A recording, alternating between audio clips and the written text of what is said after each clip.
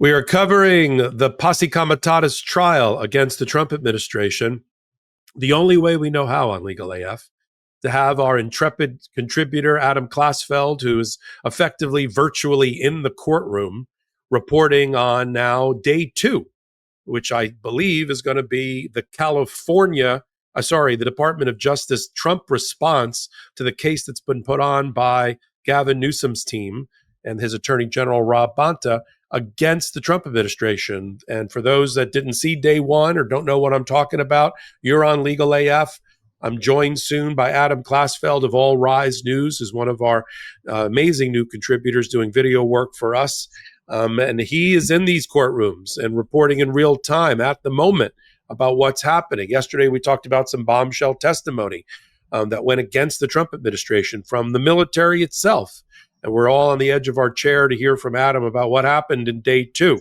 This is about the takeover by Donald Trump, not just in California, but his desires to take over blue states and blue cities, to try to embarrass Democrats, to try to flex his muscle on powers he does not have, and then make the federal courts stop him. And this is about whether Donald Trump had the right to use the Marines and other U.S. military, the force and might of the U.S. military on domestic soil in order to make arrests and do domestic law enforcement. Yes or no? Because if he did it, then then the argument is, and the trial is about whether he violated this Posse Comitatus Act. We're here with day 2, and Adam Klasfeld with All Rise News. Hi, Adam. Hi, Michael. How's it going? I'm doing great. I know you're waiting to get in line for the virtual trial that you're watching on Zoom with your credentials and all of that. So let's get to it. You had some great reporting about day 1. Everybody was on the edge of their chair. Tell us about how day 2 went for the Trump administration. Well, it was very interesting because yesterday I had told everyone here the story about Major General Scott Sherman, who is one of 3 witnesses for the state of California, delivered very damaging testimony for Trump. Now, on day 2, the same witness was called by the Justice Department, and it was cleanup on aisle 47. Right now, they basically put him on the witness stand and had him walk back a great deal of his testimony. He said, for example, that no one at the Pentagon described it as a rebellion. He went to clarify his previous testimony, saying, well, everyone in the Department of Defense, of course, was aware of the president's memorandum, and said that that they knew that Trump characterized it as a rebellion. That was his cleanup on that point. On the whole MacArthur Park, the iconic park in LA that is known for its immigrant community, that where Trump sent the troops. On day 1, the general testified that he objected to that operation, which was codenamed Excalibur. We'll go back to that in a minute. On day 2, he said, well, the threat to property was low, but the overall threat level was so high that it went over my head. So there was a lot of cleanup happening on day 2. He was the sole witness for the federal government before they went into oral arguments. Now, I mentioned the Excalibur because a couple of points stood out to me in oral arguments, which are going to be continuing on day 3. During day 2, the Deputy Attorney General for the state of California, a woman by the name of Mary Strong, started out by putting things in perspective.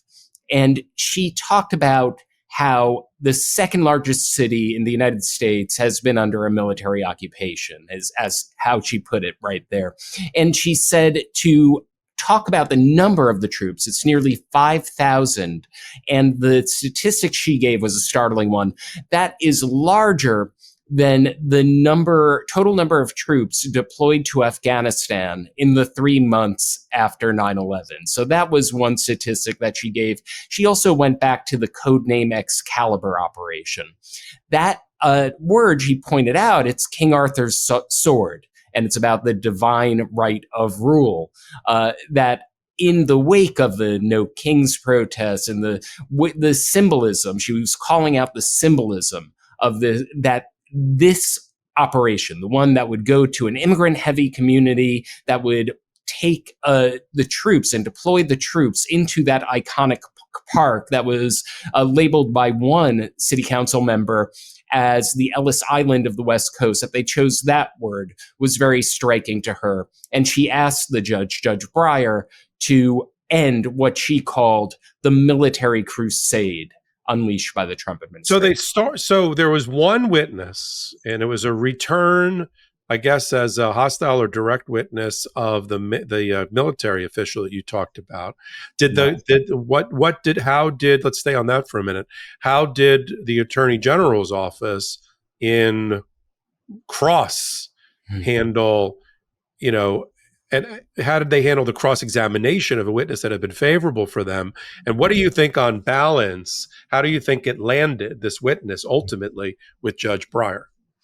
It was very interesting because to me and other reporters watching this, it seemed that he had substantially changed some pretty important parts of his testimony. Now, remember, when he objected to the MacArthur Park operation, that was something that caused a civilian Trump administration official to question his loyalty to the United States. He never came back to that. And I was looking for the Assistant Attorney General to question him on that, because that seemed like a pretty startling difference to say, to go from I objected to something and they questioned my patriotism to, well, this was an operation that went over my head because the risk assessment was so high.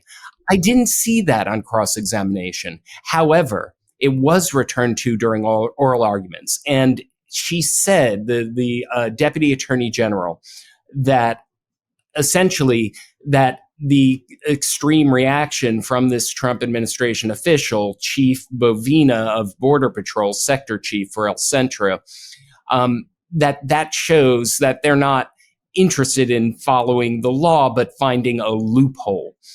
Because remember, the whole defense of the Trump administration, now they go out in the court of public opinion and they go and say that this is to bring public safety. Then they go into court and they say, well, we're just protecting federal property. We're not engaging in civilian law enforcement. We got to let people get to the Social Security office that we're closing.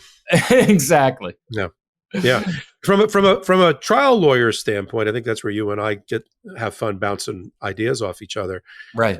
If they didn't return to that issue, I have to think that it's not because they forgot it. It's because they didn't think it hurt them, or that they wanted rather have the lawyer in argument make a point that was better made by not revisiting that issue. They felt like they got good testimony out on that.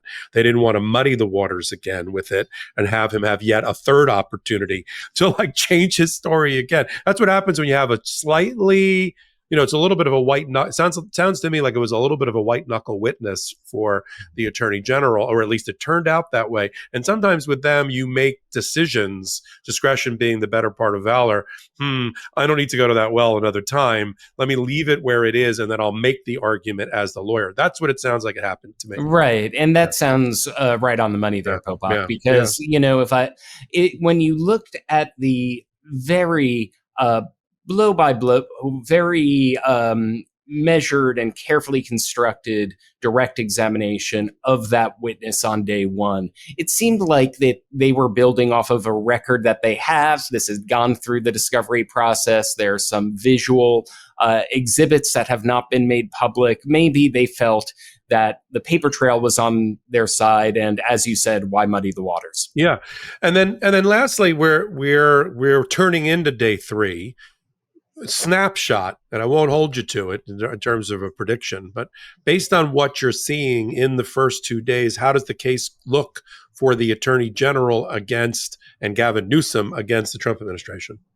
What I will say is that since we've already seen the start of oral arguments, there is an incredible moment where during oral arguments, the California's team was able to give their presentation, and Judge Breyer questioned the Trump administration every bit of the way. You can see that he's very skeptical of their presentation. Today, day three, they're going to go into the nitty-gritty legal issues. I think he's very well aware that whatever ruling is going to go up on appeal, and the Trump administration is going to try to come up with some, as the California AG's office put it, some legal loophole for why, oh, well, you can't bring the Posse Comitatus Act in a civil capacity, so you need to dismiss this lawsuit. You need to dismiss this lawsuit because of, they will try to find a technical reason. And you could see the judge preparing for it,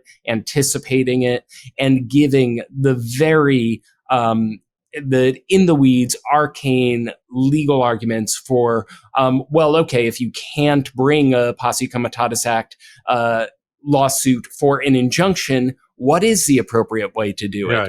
He's going to dot his I's. Because the statute talks about fines and criminal charges. It doesn't necessarily, even though fines suggest civil context, doesn't necessarily say injunctive relief is also available. And I'm sure Breyer's law clerks are working overtime on briefing him for his future order about these very issues. I mean, having tried federal cases and watched the great work of law clerks, they do this unsung job behind the scenes. Not only are they going to potentially write at least parts of a draft of an order once the judge decides on how he's going to rule. But they're right now working and creating these research folders for the judge, especially to prepare him for the legal arguments that are going to be presented in front of him that you're going to see. You're going to be getting in line any minute now. So anything else you want to brief our audience on before you jump on for day 3? Sure. Just one more point, because I think it's an important one. It seems that Judge Breyer is very disturbed by the precedent being created here. And he said one time in a pretty booming voice, he repeated the same question twice, and it's, what are the limits? What are the limits?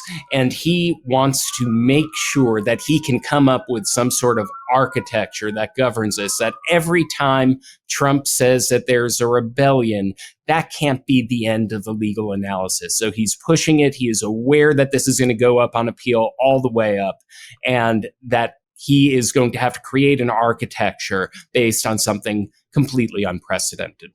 Thank you, Adam Klasfeld. All Rise News. Tell everybody how they support your journalism and your reporting, besides here on Legal AF with hitting the subscribe button. How else can they support you and your work? Thank you for that. You can visit www.allrisenews.com.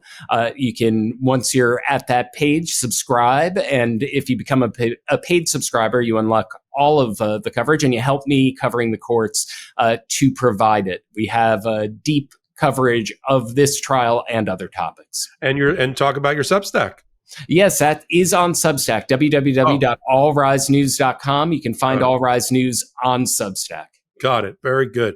Adam Klasfeld, All Rise News. Always great to have you here as a new colleague with me and with the Legal AF YouTube channel. Take a moment, hit the free subscribe button. We have no paywall.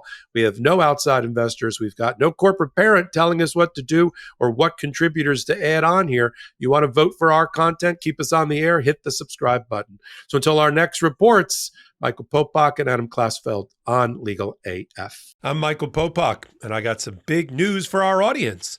Most of you know me as the co-founder of Midas Touch's Legal AF and the Legal AF YouTube channel, or as a 35-year national trial lawyer. Now, building on what we started together on Legal AF, I've launched a new law firm, the Popok Firm, dedicated to obtaining justice through compassionate and zealous legal representation.